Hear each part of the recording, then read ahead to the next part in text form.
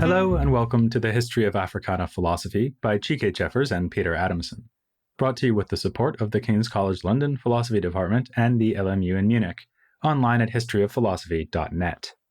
Today's episode, The Best We Have, the American Negro Academy. Around the turn of the 20th century, African Americans faced profound challenges. Economic exploitation, enforced segregation, and lynchings all came in the wake of the end of Reconstruction in the South, and Black people throughout the country struggled against racism and inequality. A strange historical moment, you might think, to form a learned society, but that's exactly what a few dozen men, and they were all men, we'll come back to that later, did under the leadership of Alexander Crummell. This luminary of Africana thought, now an old man in 1896, described the prospective American Negro Academy in the following terms. It should be composed of, say, 50 colored scholars, the best we have, inclusive of real, thoughtful reading men who have done something, exclusive of all mere talkers and screamers. It first met in March of 1897, with Crummell as president and none other than W.E.B. Du Bois as vice president. The goals of the ANA were ambitious. This organization would promote works of merit by Black authors, aid youths of genius, construct an archive of literary and historical texts as well as artwork, and publish occasional papers along with an annual journal. Sadly, almost none of this happened. Over 3 decades of existence, the ANA never reached its full membership, made only a late and partial attempt at assembling that archive, and published far less than originally envisioned, putting out only 22 of those occasional papers and no book series or regular journal. The ANA had difficulty collecting dues, held sparsely attended meetings, and got little attention in the press. In part, this was owing to the fact that Crummell, an inspirational leader, died almost as soon as the Academy was born. He was succeeded by Du Bois, which sounds quite promising until you realize how busy he was with his academic and writing career. The ANA languished under his stewardship before passing to its third and most successful president, Archibald Grimké. He was an active leader, maybe too active when you consider that he wrote about a third of the papers put out by the Academy while he was in charge. When it came to be felt that the ANA was becoming more like a private club for Grimké and his associates, he was ousted in 1919 in favor of John W. Cromwell. In the following year, the reins passed to Arthur Schomburg. Though these were outstanding scholars, the ANA did not progress well as an organization under their leadership. During the Grimké years, the group had already fallen well short of Crummell's original vision, but that was a boom time compared to the final 8 years. Critics said that it was managing to put out only one cheap pamphlet every 2 or 3 years, and pronounced it a fizzle. After it met for the last time in 1928, about the best you could say about the Academy was that it had been a missed opportunity. The obvious question arises, why bother devoting an episode to this damp squib of an organization?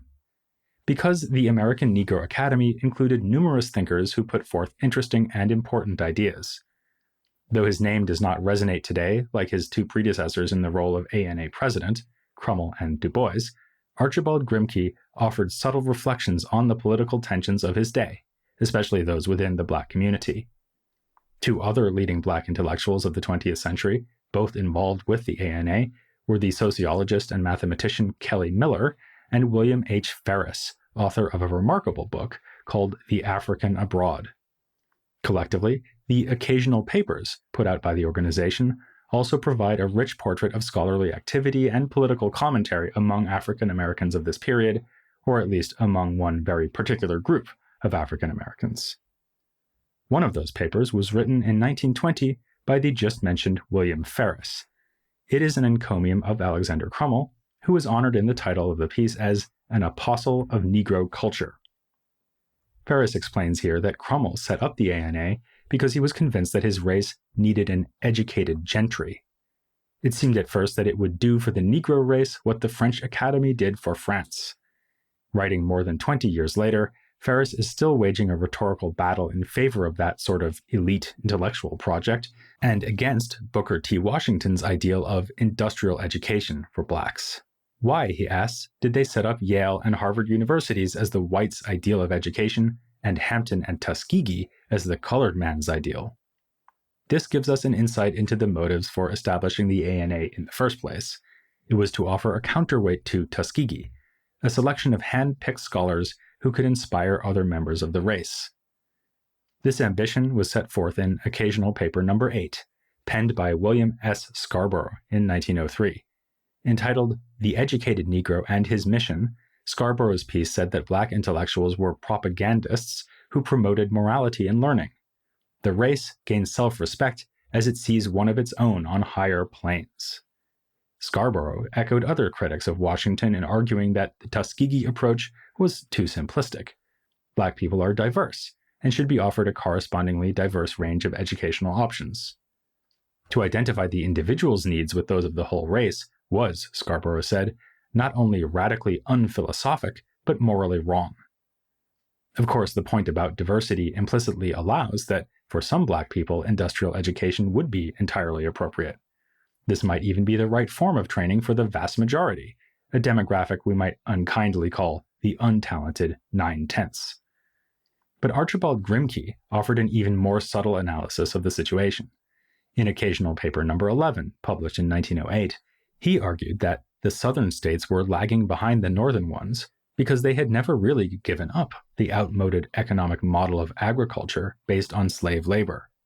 During Reconstruction, slavery was reborn as serfdom, and the black population remained poorly educated.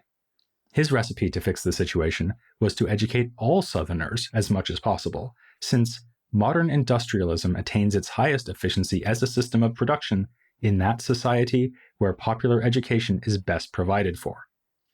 Notice here how Grimké is happy to instrumentalize education for its economic benefits, a position one might associate with Booker T. Washington, yet his conclusion leads toward the thought that all black people should be educated to the maximum extent possible. Thoughtful, sophisticated responses to Washington's Tuskegee model seem to have been characteristic of the ANA. Another good example is Kelly Miller, who expressed his sympathy for the less elite black population by saying, "The masses have no faults, only misfortunes. The educated man and woman must devise some means and methods of reaching them just as they are." He expresses what we might call a pluralist position on the matter very clearly in his book, Out of the House of Bondage. For him, industrial and higher education are both necessary, because they speak to the two sides of human nature. Each of us seeks individual fulfillment, but each of us also plays a role in society and economic life. Miller calls these two goals, respectively, those of personality and instrumentality. And, whereas the aim of industrial education is to develop man as an instrumentality, the chief end of the so-called liberal education is to develop man as a personality. Miller is suggesting here that higher education is valuable, not for its economic consequences or for any practical consequences at all, but as an end in itself. It seeks, as he puts it, to develop manhood, merely this and nothing more. And womanhood, too. Miller says that men are gradually beginning to realize that women are on the same footing, and therefore to offer them better educational opportunities. Later on in the book, Miller expresses his frustration with those who mock the poor black man reading a Greek grammar in a dingy cabin, a clear allusion to a favorite anecdote of Washington's, which he told to poke fun at the pretentious and useless studies pursued by many blacks. Miller comments acidly that such stories are intended to encourage blacks to aim as low as possible. In fact, he says, no one school, nor any single type of schools, is adequate to the wide circle of racial needs. Or, as he remarks elsewhere, all the movements are, let us hope, efficient, but no one is sufficient. The true race philosophy comprises all of these. Let's now return to Archibald Grimké's paper, analyzing the industrial backwardness of the South. In addition to popular education, he mentions another factor that maximizes economic efficiency. Participation of the masses in the business of government reaches its fullest and freest expression. Here, obviously, he alludes to the voter suppression that stopped black Southerners from participating in American democracy. Back in 1899, one of the first occasional papers, by John L. Love, was devoted to this problem. Love offered acute political analysis, for example regarding the cunning system by which whites had found a way to exclude black voters without excluding uneducated white voters. But he also made a point of deeper philosophical significance, namely that stopping someone from voting has pervasive effects on their social and economic position more generally. Disenfranchisement is not only a way to gain unfair political advantage, but places those who are targeted in a kind of political and social limbo. In another of his ANA papers, Grimké takes up this same phenomenon. Here he posits that the American Negro is in the unusual position of being recognized as a citizen, but not allowed to exercise a citizen's rights. Blacks are thus, as he puts it in the title of this piece, a ballotless victim, confronted by an increasingly unified white population. For all their differences, white Northerners and white Southerners at least agree on being racist, and are therefore ready to restrict the political freedoms of the black population. In his analysis, political marginalization is inextricably linked to more tangible disadvantages, with the consequence that black children in 1913, when he is writing, have dimmer prospects even than their parents had. Nor are the pernicious effects limited to those felt by the obvious victims. In a point worthy of Socrates, Grimké adds that whites are harming themselves by doing injustice. In the South especially, so many resources are devoted to oppressing blacks that the region suffers from arrested development and a backward civilization, as well as moral bankruptcy. This is pretty strident stuff, though presented in measured, rigorous, and empirical prose, in keeping with Cromwell's original declaration that the ANA should not be a place for mere talkers and screamers.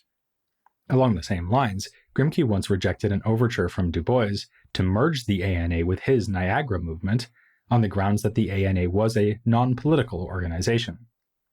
Indeed, some of the occasional papers are not overtly political at all, being devoted to such historical topics as the role played by a regiment of Haitian soldiers in the American Civil War, or inquiries into the status of the free Negro in the 19th century. The ambition that the ANA should create a historical archive is also relevant here, as is a related organization called the Negro Society for Historical Research, founded by Academy members John Bruce and Arthur Schomburg. These scholars were looking to the past to understand their own historical moment. For instance, Grimké sought to explain the high crime rate among blacks, not only in terms of unfair policing, but also the background economic conditions since Reconstruction. This age had been one in which blacks were more sinned against than sinning, with the high crime rate an inevitable result of limited opportunities and unfair treatment. A similar approach can be found in Grimké's occasional paper on the sex question and race segregation.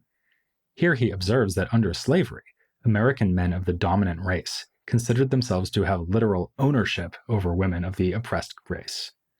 These attitudes persisted after abolition, so that neither the law nor public opinion valued the chastity of black women. In other words, they could be seduced or raped with impunity by white masters. Conversely, black men are separated from possessing white women by a high wall. The result is that, as he puts it, the men of the upper world enjoy practically exclusive possession of the women of that world, while the men of the lower world do not enjoy exclusive possession of the women of their world, but share this possession with the men of the upper world. This pervasive asymmetry has dire consequences for all four demographics. White men are brought into immorality. White women are shamed by the philandering of their men and take out their fury on black women. Black men are humiliated by their unequal sexual opportunities, and black women are the most victimized of all as a safe quarry for the white man's lust. While this certainly shows that Grimké sympathizes with black women's plight, his social and historical analysis can be read as depicting women as something like a commodity that should be shared fairly among men. Little wonder that the ANA never admitted female members and allowed only 2 addresses to the group by female speakers in its 3 decades of existence. Another still more ambitious application of history can be found in the work of William Ferris. Ferris was an archetypal ANA member, a thoughtful scholar mocked personally by Booker T. Washington for the fact that with all his learning, Ferris was forced to seek employment as a janitor or some other equally humble occupation. In 1970, a historian was still willing to describe him as an embarrassing illustration of the classical educated unemployed Negro. But Ferris's book, The African Abroad, or His Evolution in Western Civilization, published in 1913, shows that his studies certainly did not go to waste. It presents a theory of history that is evidently inspired by the German philosopher G.W.F. Hegel, who is in fact named at one point. Ferris proceeds from the assumption that a divine plan is guiding history, so that in studying it, we should always seek to recognize God's presence. Echoing another philosopher, this time Thomas Hobbes, he explains that humanity has developed from an original brutish state of nature toward the evolution of higher spiritual qualities. The upshot of this development is the emergence of great men of thought. For Ferris, it is these figures, great thinkers and religious leaders and not men of action, who have been the real makers of the world's history. The main point of his book, or one of them, is to illustrate how this phenomenon has shown itself among Black people, with certain rare outstanding individuals emerging as leaders and great minds.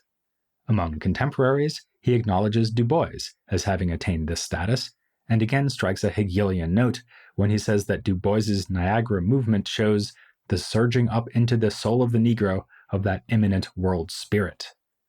He is far less enamored of Booker T. Washington, whom he calls a man of one idea, namely industrial education. Washington's viewpoint was limited by his own lack of elite education, which made him unable to throw upon the problems he discusses the light of the philosophy of history. This is not to say that Washington's one idea is a bad one, only that it is woefully partial.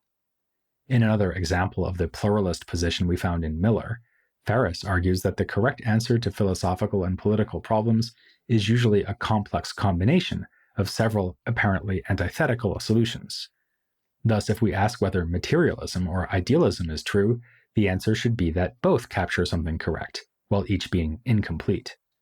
The history of human thought, he remarks, shows that there is an element of truth in all of these views, and that a true philosophy blends these scattered violet rays into the white light of truth.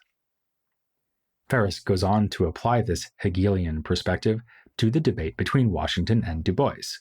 Since, he says, man is a metaphysical, religious, artistic, and moral being, as well as a physical being, both their approaches speak to real needs in the Black community. Still, it's pretty clear that Ferris's sympathies lie much more with Du Bois than with Washington. We've already seen him complaining that Africans are offered Tuskegee, whereas whites are offered Harvard and Yale. That observation also appears in this book, amplified by the remark, "The Negro is regarded as a being who is fit for nothing higher than being a beast of burden and a tiller of the soil."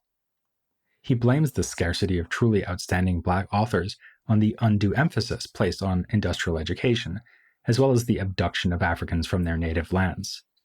If you think about great figures in literary history like Homer or Dante, he argues, you will see that their achievements are deeply rooted in a culture that goes back many generations. Without this cultural legacy to draw on, Black people are unable to follow the dialectics of their own nature, with the result that their writing frequently lacks the note of individuality. Alongside his idea of cultural authenticity, Ferris introduces a contrast between being imitative and reflective. In general, he thinks that 999 men in every 1,000 allow others to do their thinking for them. They take their ideas ready-made from others, and that the Negro is especially given to imitation. This is why Washington has been so revered as a race leader. The white race accepts him while rejecting more radical and ambitious figures, and Black people are just imitating the attitude of the dominant race. Du Bois would of course be an exemplar of the more radical and ambitious figure, which moves Ferris to this extraordinary remark, "Ask any Negro if he thinks Du Bois has the key to the solution of the Negro problem. If he says no, he is an imitative being. If he says yes, he is a reflective being."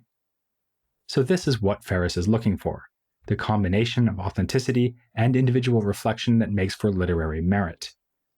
We can see how this theory informs his critical judgments from his remarks on the poet Paul Laurence Dunbar, who was in fact another member of the ANA.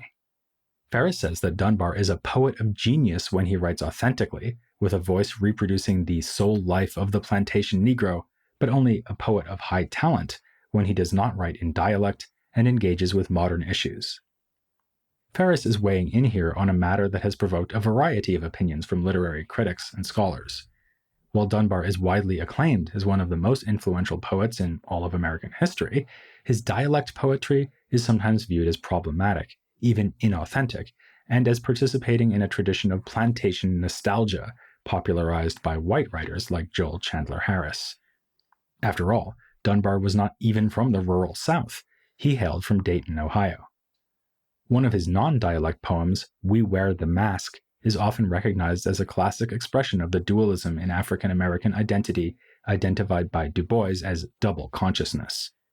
The poem begins, We wear the mask that grins and lies. It hides our cheeks and shades our eyes. Those critical of his dialect poetry often see it as being just such a mask, but we can take Ferris to be arguing against such views on the grounds that his best efforts in dialect poetry rather serve to unmask the beauty of blackness.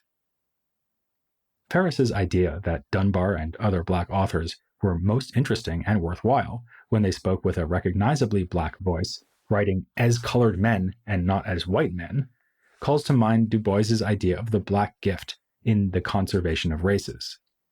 It's open to debate whether the ANA in general embraced that ideal. In fact, Du Bois's paper was quite literally debated at the first meeting of the Academy.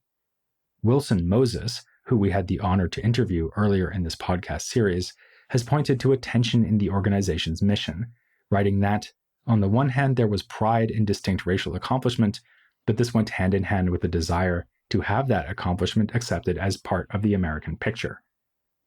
As is natural for any group of this size, various members took various views on the question of whether to integrate or withdraw from white society.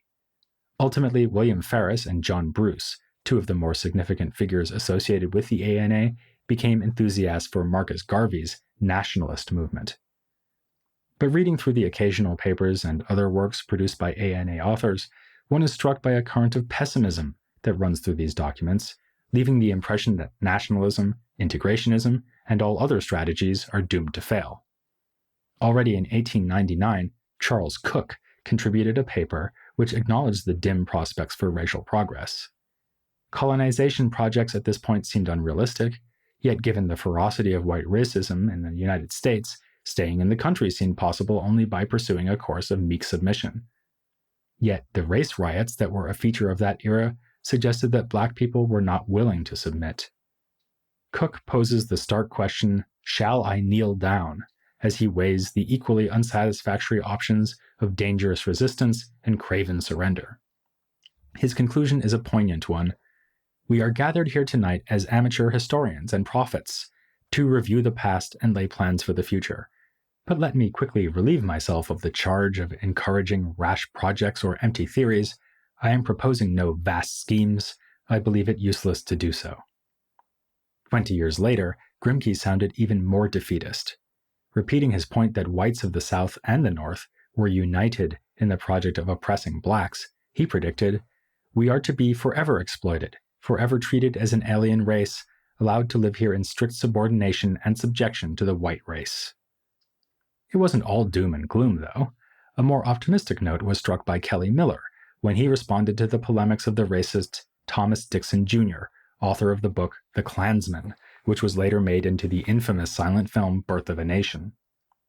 Dixon claimed that no amount of education would enable black people to catch up to the further evolved state already reached by the white race.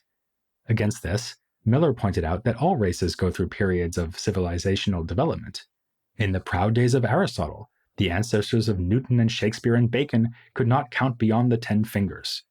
So, who's to say that the black man would not contribute his quota of genius to enrich the blood of the world? According to its adherents, the ANA itself provided evidence in favor of this proposition. In his book, The African Abroad, Miller himself suggested that achievement by a few elite black men could improve the reputation of the whole race, since the world admires a hero. This can be seen as a rejoinder to Booker T. Washington's idea that whites would inevitably, if grudgingly, learn to treat black people better if they just made more money. For Miller, that goal could be achieved by building up intellectual capital rather than financial capital. It was a hypothesis that would be tested soon enough, as the famous Harlem Renaissance offered unprecedented evidence of black genius.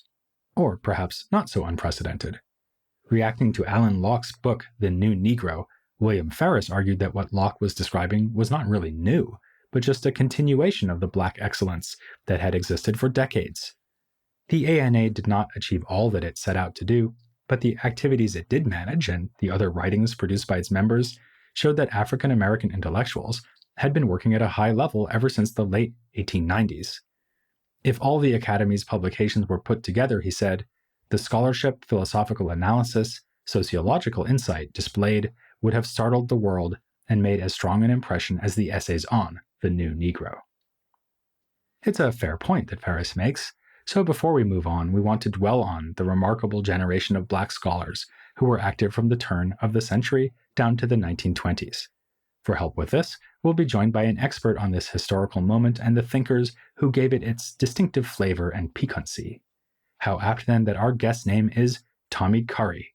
You'll hear from him next time in what should be a spicy serving of the history of Africana philosophy.